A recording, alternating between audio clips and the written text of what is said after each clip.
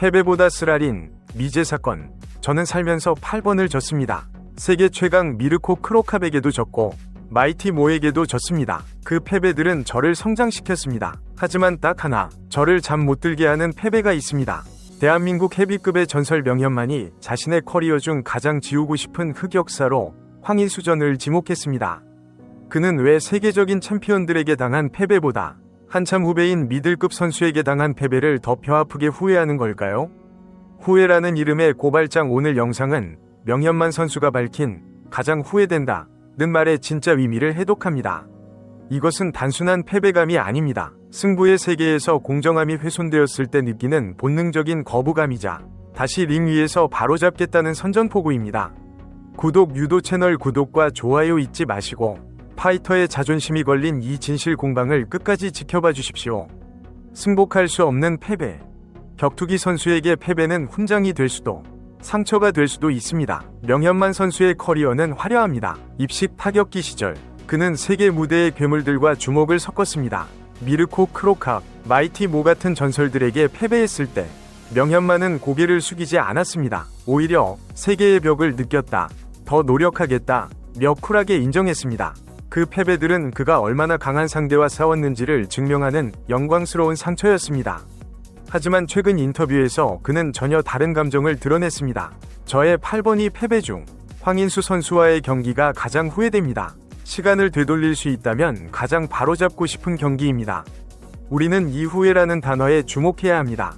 파이터가 경기 후 후회한다고 말하는 경우는 보통 두 가지입니다. 첫째, 자신이 준비한 것을 다 보여주지 못하고 실수했을 때. 둘째, 상대방의 승리가 정당하지 않다고 느낄 때입니다. 명현만은 황인수전에서 실수하지 않았습니다. 그는 최선을 다해 준비했고 평소처럼 싸웠습니다. 그런데 졌습니다. 그것도 자신의 주전장인 타격에서 자신보다 체급이 낮은 선수에게 평생 겪어보지 못한 기이한 골절상을 입으며 졌습니다. 명현만이 느끼는 감정의 실체는 실력 차이에 대한 인정이 아니라 이해할 수 없는 현상에 대한 불쾌감입니다. 크로캅에게 맞았을 때는 이래서 세계 챔피언이구나 라고 납득했지만 황인수에게 맞았을 때는 이게 사람 주먹이 맞나? 라는 의구심이 들었기 때문입니다. 명현만이 후회한다 고 말한 것은 에둘러 말해 그 경기는 무효다 라고 주장하는 것과 같습니다. 납득할 수 없는 장비, 밴디지 이슈가 있었고 그로 인해 결과가 왜곡되었다고 믿기 때문에 그는 이 패배를 자신의 커리어로 온전히 받아들이지 못하는 것입니다. 이것이 바로 명현만이 재대결을 강력하게 원하는 이유입니다. 그는 단순히 복수를 원하는 게 아닙니다. 그는 확인하고 싶은 것입니다. 내 턱이 약해진 것인지 아니면 내 주먹이 비정상이었던 것인지. 최근 정다운 선수와의 스파링 승리는 명현만에게 확신을 주었습니다. 내 턱은 여전히 강철이다. 그러므로 2년 전 그날 링 위에는 분명히 잘못된 무언가가 있었다. 이제 상황은 역전되었습니다. 2년 전에는 황인수가 도전자였고 명현만이 챔피언이었습니다. 하지만 지금은 명현만이 진실을 쫓는 추격자가 되었고 황인수는 자신의 승리를 방어해야 하는 입장이 되었습니다. 여기서 흥미로운 질문이 생깁니다. 황인수는 과연 명현만이 두려울까요? 심리학적으로 볼 때 황인수가 느끼는 감정은 단순한 부담감을 넘어선 공포일 수 있습니다. 만약 황인수가 정말로 2년 전 경기에서 떳떳하지 못한 방법, 석고 밴디지 등을 썼다면 그는 누구보다 자신의 본 실력을 잘 알고 있을 것입니다. 장비 없는 나는 명현만을 이길 수 없다는 사실을 본인이 가장 잘 알기 때문입니다. 최근 미국 무대 DWCS에서의 실패는 황인수에게 이 공포를 현실로 만들었을 것입니다. 엄격한 규정 속에서 자신의 주먹이 얼마나 평범해지는지 확인한 직후 다시 강철턱 명현만을 만나야 한다? 그것도 이번엔 의심의 눈초리가 가득한 상태에서 철저한 검사를 받고. 이것은 황인수에게 발가벗겨진 채 링에 오르는 것과 같은 공포입니다. 이기면 본전이지만 만약 이번에 명현만을 KO시키지 못한다면 2년 전이 영광스러운 승리마저 사기극으로 전락하게 됩니다. 명현만은 잃을 게 없습니다. 그는 이미 은퇴한 레전드이고 최근 퍼포먼스로 클래스를 증명했습니다. 그가 원하는 건 돈이나 타이틀이 아니라 오염된 기록의 정화입니다. 반면 황인수는 모든 것을 잃을 위기입니다. 레전더리라는 닉네임, 라이징 스타로서의 위상, 그리고 파이터로서의 양심까지. 명현만의 후회한다 는 고백은 황인수에게 보내는 가장 점잖으면서도 가장 치명적인 독촉장입니다. 나는 준비됐다. 너만 떳떳하다면 다시 나와라. 과연 황인수는 이 부름에 응답할 수 있을까요? 아니면 은퇴한 선배의 넋두리라 치부하며 도망칠까요?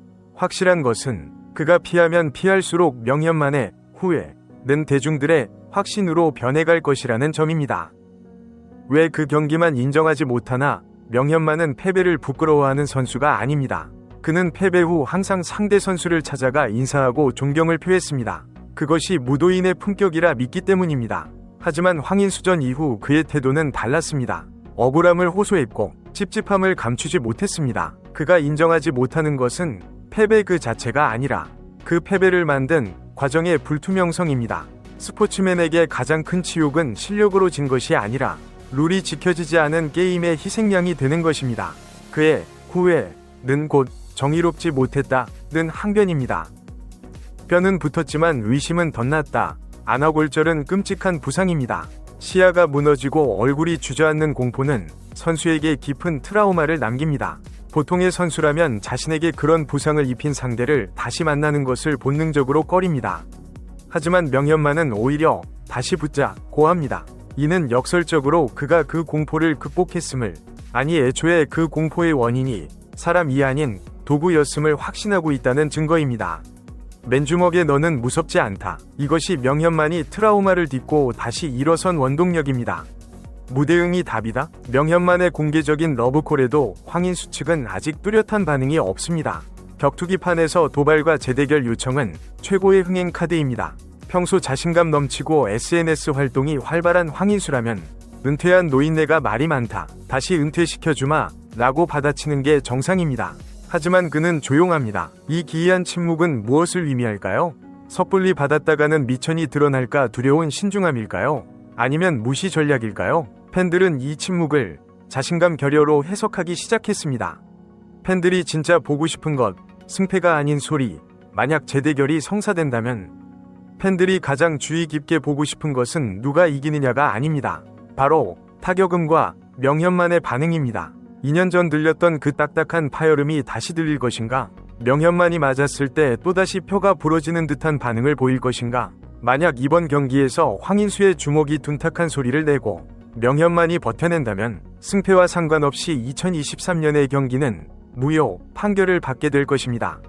레전드의 마지막 임무, 어쩌면 명현만에게 이번 재대결은 단순한 개인의 복수 그 이상일지 모릅니다. 그는 한국 격투기의 선배로서 후배가 잘못된 길, 만약 부정행위가 사실이라면 로 성공하는 선례를 남기지 않으려는 책임감을 느끼고 있을 수도 있습니다.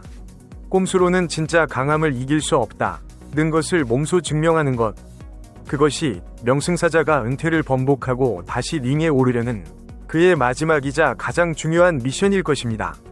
미완의 챕터 명현만이라는 책에 8번이 패배가 적혀 있습니다. 7번은 마침표가 찍혔지만 8번째 패배에는 아직 물음표가 찍혀 있습니다. 명현만은 스스로 그 물음표를 지우기 위해 다시 글러브를 꼈습니다. 이제 펜을 쥔 것은 황인수입니다. 이 이야기를 진정한 승부로 끝맺을지 아니면 영원한 의혹으로 남길지 선택은 그의 몫입니다. 하지만 명심해야 합니다. 링 위에서 묻은 얼룩은 오직 링 위에서 흘리는 땀으로만 씻어낼 수 있습니다.